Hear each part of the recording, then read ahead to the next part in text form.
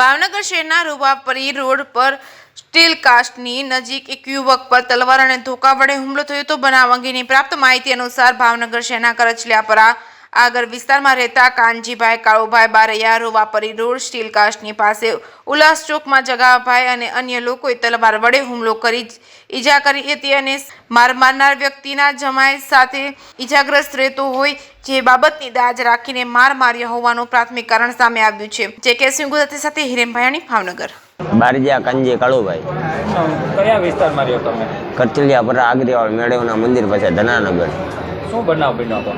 બનાવ એવો બન્યો કે તેમના જમાઈ આણે હું બેઠો હતો એટલે એમનો જમાઈ મારી પાસે ગાડી નહોતી એટલે એમનો જમાઈ મને મૂકવા આવતો હતો ઘરે પરામાં.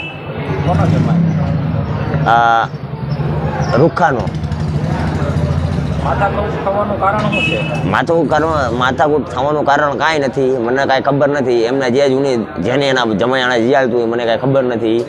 એમનો જમાઈ મને મૂકવા આવતો હતો ઘરે પરામાં. ઉત્તર આવતો હતો એટલે ઉલ્લાસ ચોકમાં એમનું ઘર છે. એ હામોડા જે વ્યક્તિ છે એનું જગો, પછી રૂખાબેન ને એના વહુ, જગાનો વહુ ને એનો છોકરો. એટલે એ લોકોને ત્યાંથી હાથ પાડ્યો ગલી ખાંચામાંથી કે એ અહીંયા હોય એમ મયુર બનેવી એમ. એટલે મયુર એનો જમાઈ છે એટલે એ ત્યાં ઊભી રાખીને ખાંચામાં ઘાલી. એટલે ખાંચામાં ઘાલી એટલે મેં એમ વાત કરી કે ભાઈ જે હોય તમારે ઘર મળે જે હોય પતાવી દો ને મોટા ભાઈ, તમારે શું હોય જે હોય. મેં કીધું ઘર શંકા છે, ઘર શંકા પતાવી દો, ઘર સંકટમાં બીજી ત્રીજી ન કરો.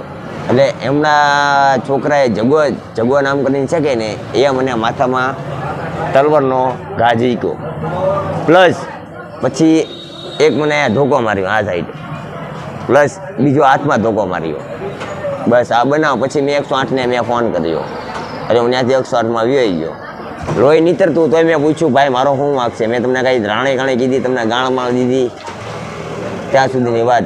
આટલું કંઈ એ લોકોએ મને મારી લીધો ને પછી હું ત્યાંથી નીકળી ગયો. બનેવીનું નામ શું હતું? તમે જે ભાઈ આરવાર હતા? મયુર ઉર્ફે બબલી. તમારા મિત્ર છે? હા, મારા મિત્ર છે.